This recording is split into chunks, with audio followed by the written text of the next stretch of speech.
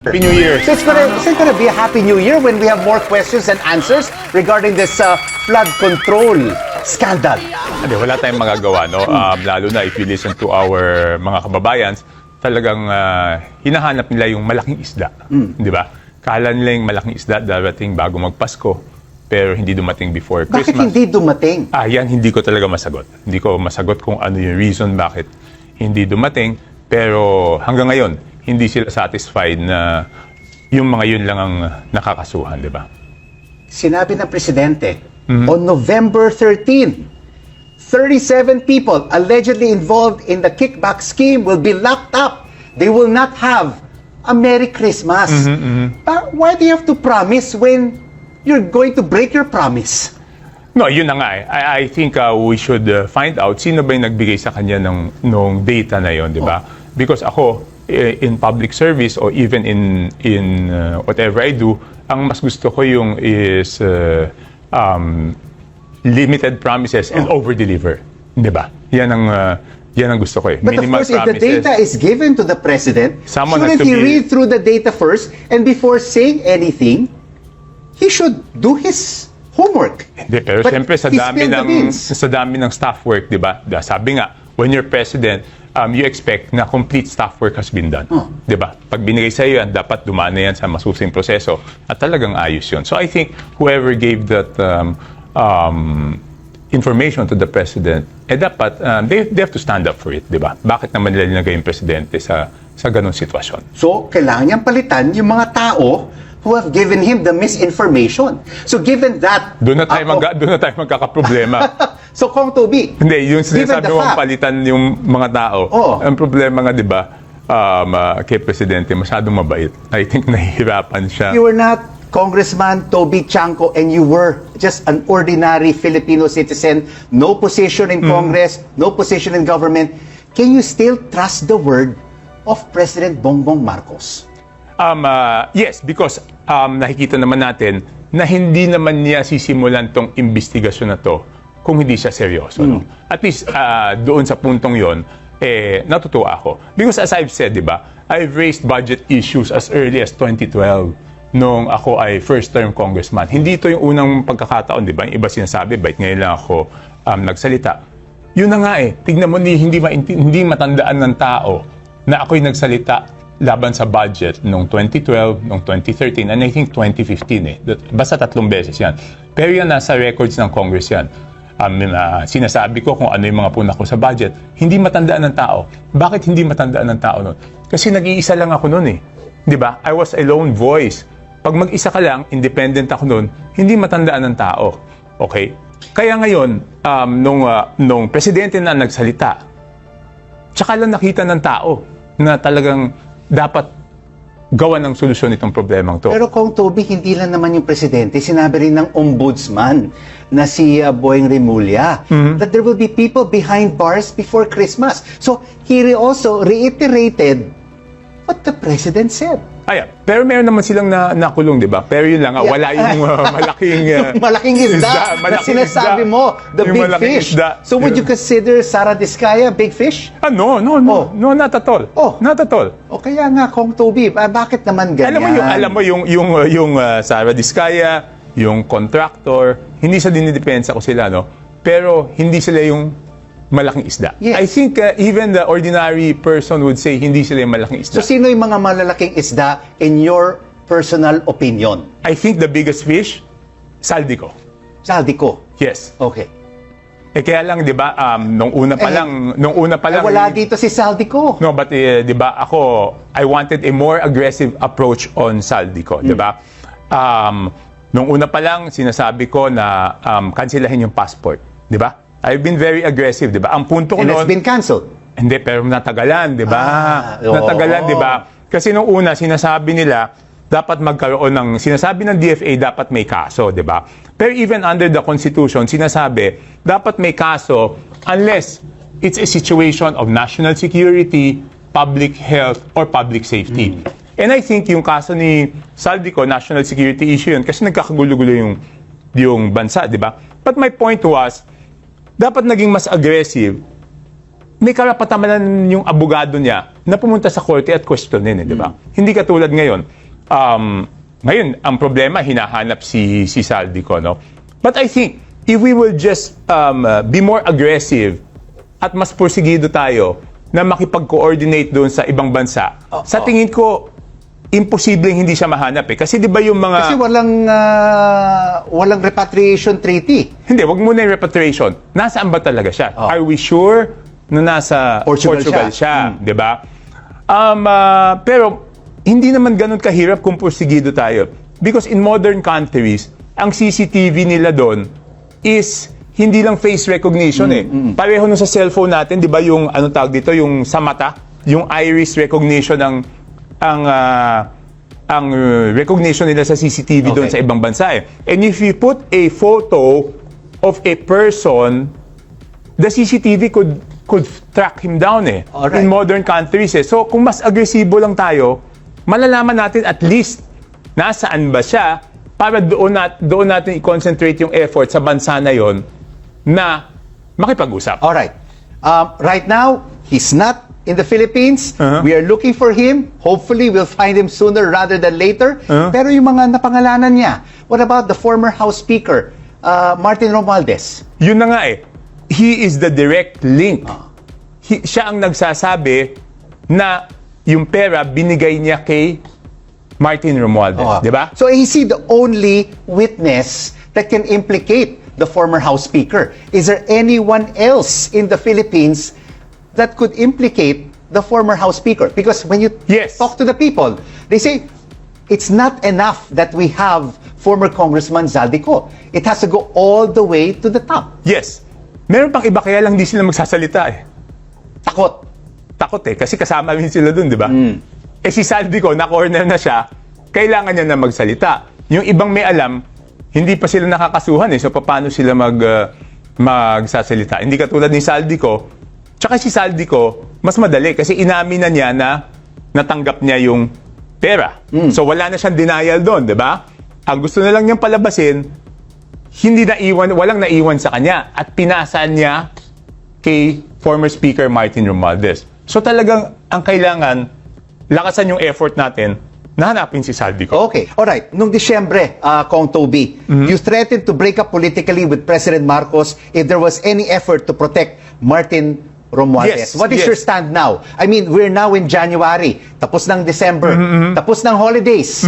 This is now a reality check. The people are waiting. Tingnan natin. Umaasa ako na si Ombudsman Boying Remulla ay talagang seryoso, no? I've known him for so long and sa tingin ko gagawin niya yung dapat gawin at wala siyang pro-protectionan. How can you say he's really serious when he promised that before Christmas we would have people behind bars? Can we still also trust the word of the Ombudsman? Yes, I believe so. What makes you believe that we can trust him? Because I've known him for quite some time. And ano yun eh, seryoso yun eh. Walang BS yung tao na yun eh. Di ba? So, ako'y umaasa pa. If walang mangyayari at the end of January, what will be your next move? Ayun, I think I will have to make that painful decision. No? Because, syempre, ano yun, siya ay kamag-anak ng aking misis and he's been very good to us. Wala kaming pinagka-diferensyahan personally eh. Di ba? So, yun. I will have to weigh your options and leave, ha? Yes. Talagang end of January, ha? Let's say mag-extend yan ng February, you will not change your mind. No, tingnan natin. Tingnan natin muna kung sino ba talaga yung mga nakakasuhan, di ba? At tingnan natin yung mga circumstansya. Pero, sometimes, Kong Toby, a lot of politicians play with the emotions of Filipinos. You make promises, and then Filipinos easily forgive and forget, and then a new issue will come out. No, but based on look at my track record, I've never taken the popular side.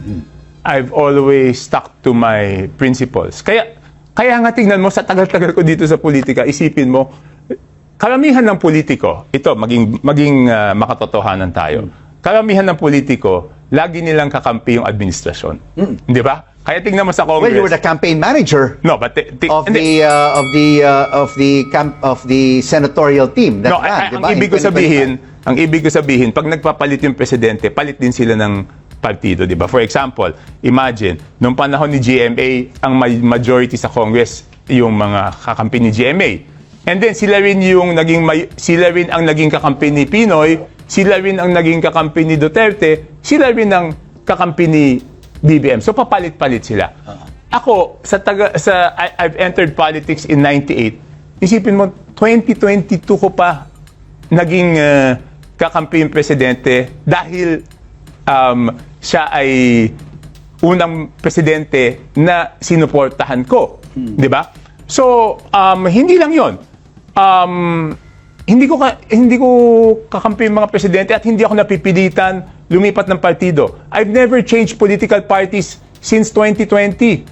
So, naging presidente si Pinoy, hindi ako sumama sa partido niya. Naging presidente si Duterte, hindi ako sumama sa partido niya.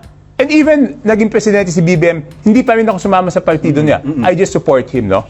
So, hindi ako magpapalit. I will always do what is right. And when it was unpopular to stand as a witness for CJ Corona, I was the lone witness of CJ Corona at the height of the popularity of President Pinoy and at the lowest popularity of GMA. So I will not take the easy You will route. take the high road. Yes. So, Kong Toby, what do you think of the leadership of House Speaker Boji D? Okay naman. No? But again, Sinasabi nila masyado siyang tahimik. Hindi siya nagpapa-interview sa media. hindi lang siya flamboyant eh. I mean, napaka-simpleng tao kasi noon eh. Napaka-low profile, no? Oh. So, hindi naman dapat siguro maging masama yung low profile, di ba? Yung mapagkumbaba na type of leadership. Hindi naman masama yun. So Mas maganda- is his leadership as House Speaker better than the former House Speaker Martin Romualdez? Yes, alam mo si Speaker Boji, pumupunta siya sa session. Instead na siyang puntahan mo sa opisina, pinupuntahan niya kami sa session, uupo kasama ng congressman, pumupunta sa lounge ng mga congressmen, instead na ikaw ang pupunta doon. But again, ito sinasabi ko, we must give him more powers. Kasi tingnan mo, ang tagal na niyang speaker, ilang buwan? October, November, December, so 3 buwan na siya dyan. Hanggang ngayon, isa pa lang ang nalalagay niyang congressman na ilagay niya sa critical na position, yung senior deputy speaker na si Ferdinand Hernandez, no? Ay lahat yun tao pa ng dating So, speaker. are you saying then that the former House Speaker is still running the show? No, he still has some influence at kahit papano, those who received their positions when he was speaker will naturally be grateful to him, di ba? Yeah. So that's why I was saying, dapat magkaroon ng revamp. Ang hirap naman, gusto natin yung maging speaker si Boji, ang binigay lang natin sa kanyang posisyon, isa lang, paano naman yun, di ba? So he should have the political will and the power to be able to make changes in the House leadership. Yes, So the influence of the former House Speaker will not continue to reign. Yes. That's what one of the things I would suggest to him, that I think we have to be more firm, di ba? Oo. Kasi naintindihan ko naman. So are you saying then that we need a firmer House Speaker Hindi. like Congressman Toby Chanco? No. I will not accept it and I don't want. Okay. Naintindihan ko si Speaker Boji. Kasi we need character, we need personality, we need a strong House Speaker to be able to implement, new bills. Like, for example, the anti-political dynasty law. At the right time. Kasi, di ba, inaprubahan namin yung budget noong December 29. Talagang you cannot rock the boat at that time eh. Okay. Di ba? So, kailangan matapos yung budget. So, pagkatapos nito, tapos na yung General Appropriations Act, now he can play hardball. Now he can play hardball. Pero itong budget nga, nasa korte ngayon. That some of them are unconstitutional. Hindi, yung UA? Yes. Hindi, yung UA wala tayong choice doon. Itignan mo, yung natirang UA Kala ko nga noon, Rico, 4 ang matitirang UA. Oo. Ang nagulat ako na mas konti kaysa doon sa inaasahan ko. Kasi yung AFP modernization, wala tayong choice dyan. Yung counterpart funds for the foreign assisted, commitment natin yan. Yung sa disaster resilience, kailangan talaga natin Okay. yan. Kasi hindi natin masasabi kung anong disaster darating eh. So, yung tinirang 3 UA na yon, sa tingin ko kailangan. So are you yun. saying then that this 2026 national budget is the cleanest budget that has been ever made? No, it's not. I cannot say it's the cleanest. Because sinabi ni I Presidente, just said, one of the cleanest, but it's one of the cleanest budgets. Naku, sinabi ba niya yun? Oh. Hindi na naman kami. It's just a better budget than the 2025. You know why you cannot say it's totally clean? Because kung maayos ba yung budget o hindi, ang huling part nun, Rico, is yung sistema ng paggastos, di ba? Yung sistema ng implementasyon, Doon mo makikita kung maayos yung budget o hindi, di ba? Kasi tingnan natin, assuming may insertion, and let's assume na walang bentahan, insertion lang, at walang ghost, at walang substandard. Hindi naman masama yung insertion, di ba? So, in the same manner, itong ginawa natin, kung tinanggal natin lahat ng mga pwedeng gawa ng kalokohan, pero may magagawa pa rin kalokohan sa ibang Oo. bagay, hindi pa rin maayos yung budget, di ba? So, nasa implementasyon yung desisyon kung maayos yung budget o hindi. And so far, naging stricto naman sila, di ba? Oo. Wala nang guarantee letters, no? Wala nang guarantee letters doon sa mga ospital. So, yun, okay sa akin yun. Kaya lang, ang request ko sa DOH, sana, ang pinakamaganda, paglabas ng tao sa government, unahin muna natin government hospital. Paglabas ng tao dun sa government hospital, wala na silang babayaran. Yun ang pinaka-okay. Oh, but going back to the House leadership, daming mga usapan na papalitan si House Speaker D. Do you think he will be replaced, and should he be replaced by a stronger person who will impose his will to make changes within the House No, he and should not be. change everybody, make reforms within the House leadership? No, he should not be replaced. He should not be replaced. You think he's the best person among the 300 members of the House of Representatives? I voted for him for speaker, no, because nakita ko maayos si Boji, maayos. Maayos si Boji. So now that you mentioned that the budget has been passed, ito ngayon, anti-political dynasty law. Kailan ito mangyayari? And it shouldn't be a watered-down version. It should really be imposed. Yes, correct. I agree. I agree. Kailan ito mangyayari? Sabi nila, di ba, pag-resume ng Congress, tatalakayin yan, di ba? I think ang dami na nag-file pero basically, if I just looked at the matrix, yung iba, yun yung tinatawag ko na hardcore. Yung iba gusto nila 1 per family lang, di ba?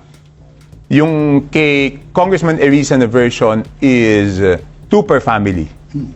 Kaya ang tawag ko sa version niya is anti-dynasty. Kasi 2 lang ang pwede, hindi pwede 3. So, anti-dynasty. Tapos yung kay Speaker Boji, tsaka kay Majo na lumalabas 5 yata. So, with all of these Yeah. permutations of the anti-dynasty law, when do you see it being signed by President Marcos? Tingnan muna natin kung ano yung magiging debate doon sa But could it be anti-dynasty. this year? Mahirap maghula Oo. Mahirap maghula. Oo. Kasi Mahirap ang magsabi. tagal-tagal na itong pinag-uusapan na Kong Toby, di ba? Yes. Itong anti-dynasty law. And finally, it's here. There are serious moves. No, and the speaker said, di ba, it's one of his priorities. Priority measures. Oo. Dalawa yung sinabi niyang priority niya, yung ICI bill, Okay. tsaka yung anti-dynasty, Oo. no? So you have the anti-dynasty bill, you have the ICI bill. What about the impeachment of the Vice President? And the impeachment of the President? May mga usap-usapan rin yan. Okay, Will that be a priority as well? Okay, I am totally for accountability, no? Walang question dyan, no? Pero ang dapat unang gawin dyan is pag-resume namin yung Committee on Rules, palitan yung rules of impeachment of the House of Representatives. Kasi binabasa ko ngayon yung ruling, dahil nga madami nagsasabi may magpa-file, so dapat tumugma doon sa Supreme Court ruling, assuming hindi nila baligtarin yon ng isang MR, di ba? So, ang nakita ko doon, hindi na automatic yung 1/3. Dati kasi, pag naka 1/3, automatic transmission to the Senate. Dito, kailangan padalan muna ng kopya yung akusado, dapat bigyan siya ng pagkakataon na sumagot. So, ang pagkaintindi ko doon, dadaan muna siya sa Committee on Justice. Tapos, tatalakayin doon, kahit may one-third na. Tatagal na naman ito. Hindi, kasi wala tayong magawa yan. Yung Supreme Court ruling Yan, binasa ko kanina from the evidence that you have in front of you and what has happened over the past 3 years of this unit team of President Marcos and Vice President Sara Duterte and this massive corruption scandal, not in the billions, not the hundreds of billions, but in the trillions, should both of them be impeached? Should both of them be impeached? No? Unahin natin, no? Unahin muna natin doon sa Vice President, no? Assuming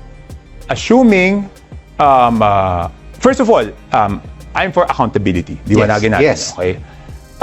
Assuming parehong-pareho yung ifa-file. 'Di ba? Ang hirap eh. 'Di ba? Ibig sabihin, hindi ba kami nag-aastang holier than thou? Hindi ba kami ipokrito na yung ayaw ng mga kasamahan kong isiwalat yung alam nila tungkol sa kay Saldico at sa former speaker? Ayaw nilang sabihin kung ano yung mga alam nila. Pero pagdating dito kay Sara Duterte, gusto nilang maging accountable. Ibig sabihin, dito hindi nila hinihingan ng accountability. It's not because naintindihan ko yung argument ng iba. It's not mutually exclusive, 'di ba? Pero 'di ba, bago mo naman tignan yung mukha ng ibang tao, manalamin ka muna. Oo. 'Di ba? Yun naman sinasabi ko. Of course, yung mga kontra dito, sinasabi pro DDS daw ako. Hindi ako pro DDS. Never ako naging kakampi. Ang akin lang, ayoko yung nagmamalinis ka, yung pinapalabas mo para pagtakpan yung kamalian mo, gusto mong palabasin, mas madumi yung ibang tao sa iyo. Ang pinagkukumpara natin dito, 150 million kumpara sa trillion. Number one yan. Okay. Number two. Yung Vice President is not immune from suit. Kaya nga pwede sa ombudsman eh. So hindi ko naman sinasabing huwag siyang panagutin eh. Sinasabi ko lang, wag tayong magmalinis at palabasin Correct. na mas masama yung iba para mapagtakpan yung kamalian na gusto nating pagtakpan. So when Yun all ang akin. is said and done, Kong Toby, so you see President Marcos and VP Sara still in their positions by 2028 in the next elections? No. Isa lang ako ha. Isa lang ako, Rico. you personally. Hindi, isa lang ako. So ang akin, wala na ring punto na isikreto ngayon yung impeachment eh. Di ba? Dati kasi kaya sinisikreto yan, gusto nilang makagather ng 1/3, tapos tsaka nila ipa-file. So pagdating sa, that being said, ganun pa rin, basahin ko rin. Alam mo, Rico, ang unang-unang impeachment na na-experience ko is yung kay Mercedes Gutierrez. Di ba? Ombudsman ni GMA, Yes. in-impeach nun. Alam mo, hindi ko kakampi si GMA the whole time. So, ibig sabihin, kalaban ko rin yung ombudsman nun, di ba? Siyempre, ang gagamitin laban sa'yo is yung ombudsman. Alam mo, hindi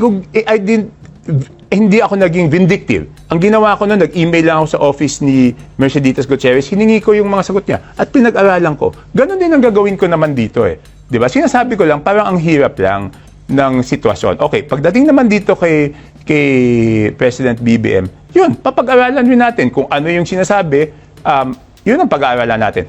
Pero mahirap mag-speculate, di ba? Kasi mahirap magsabi based sa isang bagay na hindi pa natin alam kung ano yung nilalaman ng articles of impeachment. But I promise you, if you will ask me again pag may articles of impeachment, I will give a categorical answer.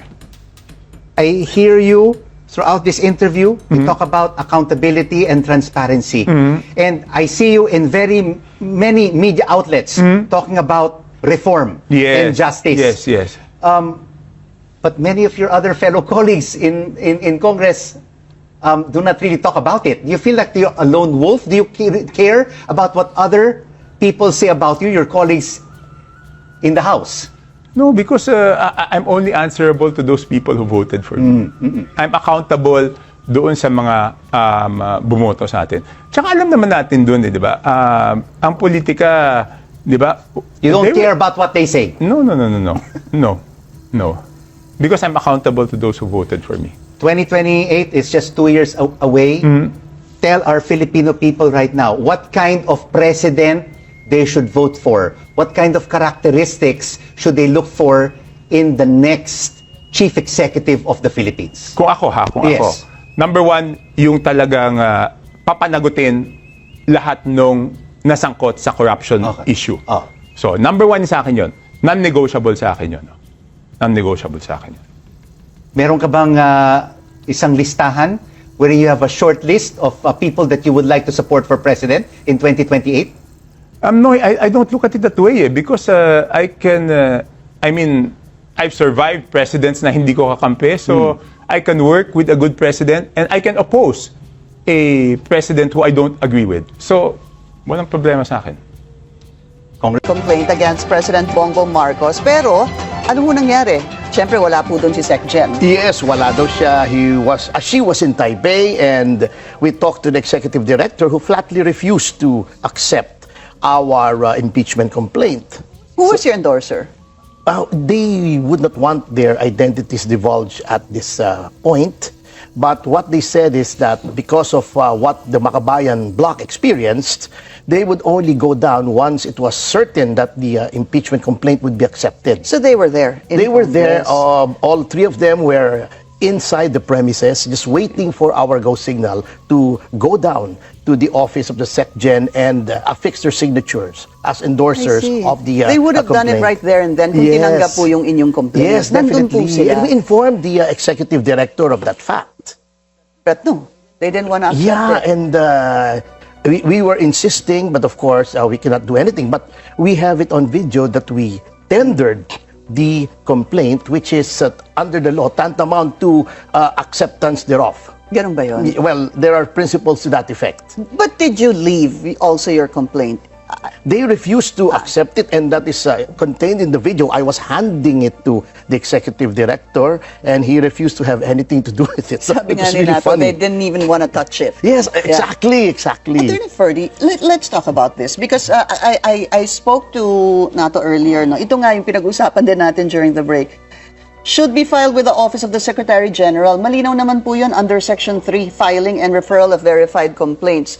Do you plan, I heard a while ago that you might question this before a higher court, itong hindi pagtanggap nila? Yes, definitely, because this practice has to stop. It happened with the Makabayan bloc. It happened with Duterte Youth last year, where they also refused to accept it. And what is happening is that they only accept the impeachment complaints that they want. And those that they do not want, they find one reason or another to reject it or refuse to accept it outright. So that has to be stopped. When do you plan to question this before the Supreme Court? Well, immediately, because we are still debating amongst ourselves whether to return on Monday and make another effort or to simply go up to the proper judicial authority, since we have it on record anyway that they have really refused to accept it in contravention of the rules. So to be clear, you are considering, you're not yet sure of actually questioning this before the Supreme Court. We are Depende po more sa or, Monday. we are more or less sure. It's just the timing as to whether we will make another effort or we go straight to the Supreme Court. Let's talk about the arguments that your group is part, or rather forms part of your impeachment complaint.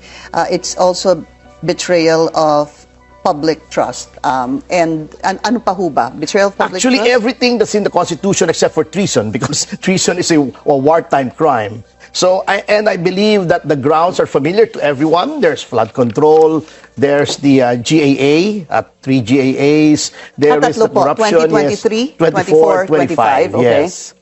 And of course, the knowledge that there is corruption but failing to do anything against it. And of course, the statement of Senator Amy Marcos, a sister who should know about the family tradition and the family practices, who made a very strong case for drug use with respect to the president. Mm-hmm. Yun po. It's pretty much the same, Yes. I guess, as the first also complaint. Dahil ginamit din sa first complaint yung sinabi po ni Senator Amy Yes. about her brother. But in your complaint, are you also alleging direct involvement in kickback due to the flood control project. Yes, Meron din po yun. yes, that is included in bribery and betrayal of public trust. And I believe that one of the things that bolsters our contention is that the trust rating of the president is at an all-time low. So if that is not a betrayal of public trust, then I do not know what is. But is that good enough evidence for you? Is that strong enough evidence for you? Because if we were to look at surveys, it was also proven, Liuba, during the last elections that a lot of the surveys actually didn't really reflect what came out during the elections. Well, we are not going to present, of course, the surveys as Exactly. evidence. It's just a result of the betrayal of public trust. And as everyone knows, an impeachment trial is not really evidentiary in nature. It is political. So it ebbs and flows with the politics of the times. What about in terms of in relation to corruption? What evidence are you going to present there? I believe there is a lot of evidence that is what they say res ipsa loquitur, or they speak for themselves. The failure to veto certain provisions which have already been held unconstitutional in the 2013 case of Belgica. The knowledge that there is corruption, but as stated by no less than a member of the legislature, Representative Toby Tiangco, who has no interest in impeaching the president. Which one among his statements are you The referring one where to? he said that the president was aware of the corruption. So if he is aware of the corruption, what is he doing about it? Which exactly? Which The one where he statement? said that ilang bahay pa ba sa Okay. Forbes Park, Ilang etc. caviar ang gusto mong Gaano karaming kainin? caviar. Yun po. Yun, that's one thing That's, that that's you plan one to po. use. That's one. Okay. Actually, ours is a very substantial, if I may say so, 44-page complaint with thousands of pages per complaint in annexes, which is a far cry from the 4-page complaint that was filed by Attorney De Jesus. I mean, with all due respect to a brethren in the profession, we believe that a particular impeachment complaint was designed to fail. There is talk, some are saying that it might be a weak impeachment complaint, so you're sure that the first impeachment complaint is a weak one? Is that what you're saying? Definitely, and in fact, a lot of lawmakers share my view that it is going to be dismissed, and however, it will serve the purpose of inoculating the president for 1 year. Well, yeah, because it triggers the one-year bar rule. Yes, it Di ba? does. Let's go just to two things now. With regard to the Secretary General, if we just go back to last year on the impeachment complaints filed against Vice President Sara Duterte, December 2, there's the first Yes. impeachment complaint. December 4, the second one. December 19 was the third one. And I recall during that time, I had always asked this question, when will the SecGen forward this to the office of the Speaker? And I recall that the answer or the reply back then was, nakikiusap kasi yung ibang mga mambabatas kasi baka gusto din nilang mag-file ng kanilang version ng impeachment complaint. Does that work? Because to me, they say that the job of the Secretary General is ministerial, and yet the Secretary General, whether it's intentional, unintentional, forced or not forced, deliberate or not, can make decisions like that sandali lang kasi nakikiusap pa yung ibang mga congressman. Hindi Pwede mo ba dapat, because since you have the rules in front of you, take note of the word immediately. Yeah. It shall be immediately referred to the Speaker, Yeah. who has 10 days to refer it to committee. Immediately refer to Yes, the Speaker. definitely. Yeah. So, But I how don't- can that be resolved, Attorney Ferdy? Yun po yung tanong ko. Kasi like with the case of the former impeachment complaints against the Vice President, it was resolved by the Supreme Court, subject of course to a motion for reconsideration. I didn't even think, to be honest, na magkakaproblema ngayon dito sa pagtanggap pa lang ng impeachment complaint, and yet here we are. Definitely. All that the Secretary General has to do is follow the evident intent of the rules, which was promulgated way back in the 15th Congress, if you will look at the Was it back in rules. the 15th Congress? I believe, yes, 15th Congress. I believe you have it there. It says... No, but walang Yeah. nakasulat na Ganun 15th ba? Congress. Oo. It just has Section Oo. 3 filing and referral of verified Because I have complaints, yeah. I have a printout of the rules. It was promulgated way back in the 15th Congress and continuously adopted until the present Congress. So how can one appreciate the responsibility or expectation from the Secretary General now? I believe that actually that's a very tricky question because there is not even any need to resolve this. The rules themselves say that it is referred immediately to the office of the speaker. So there is no leeway, no elbow room provided for by the rules. I think one way to resolve this is to sanction the Secretary General for failing to follow the rules of the House. And it pains me to say this because the present Secretary General is a good friend of mine. We worked together under President Gloria Macapagal Arroyo. Yes. Yeah.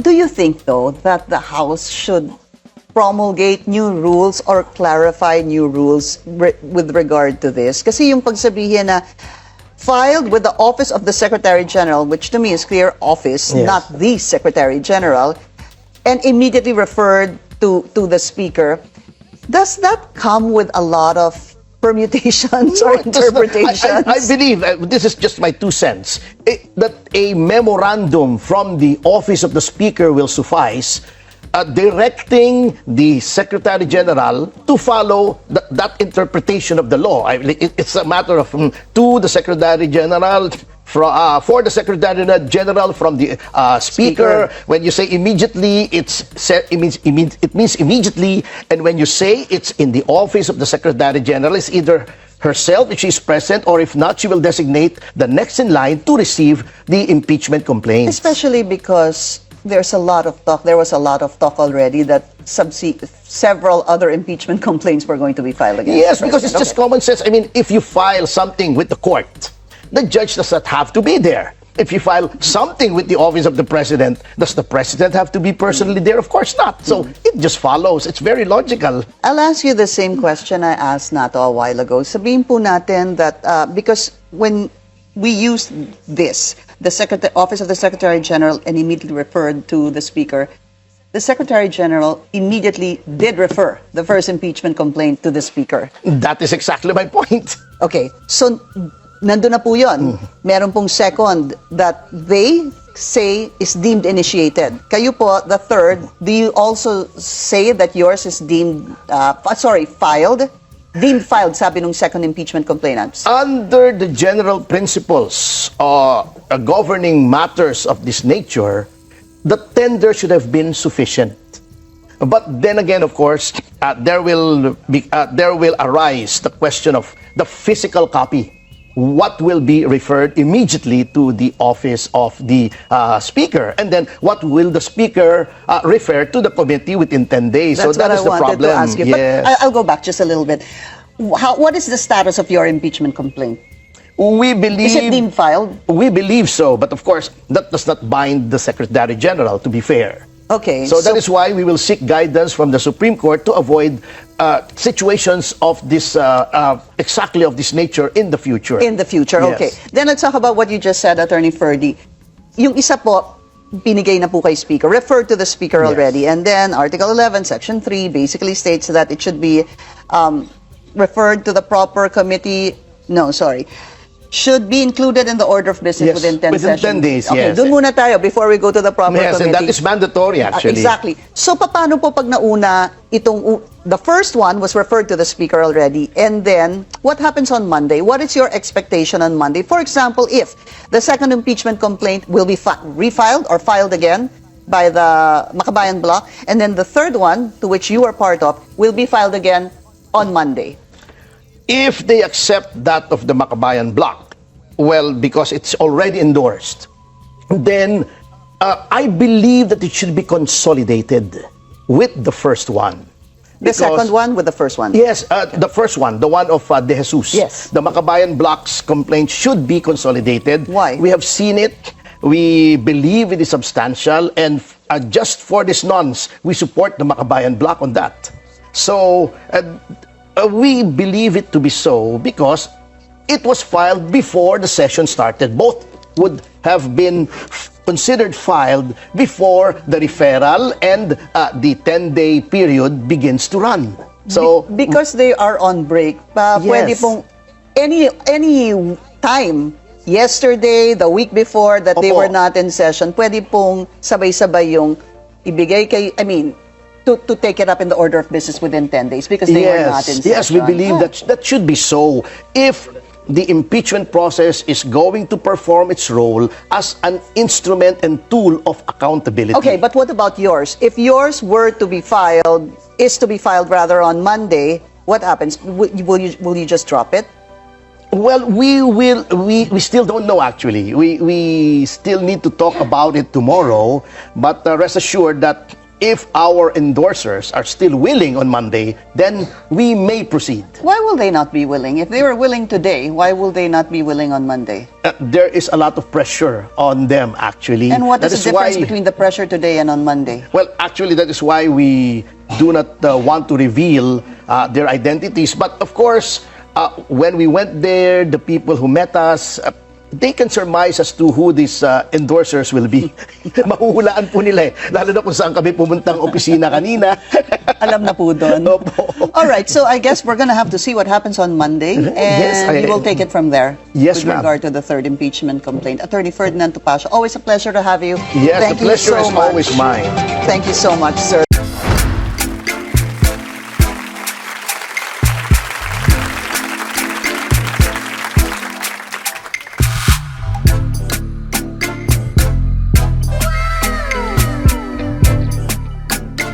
The next performance will start momentarily.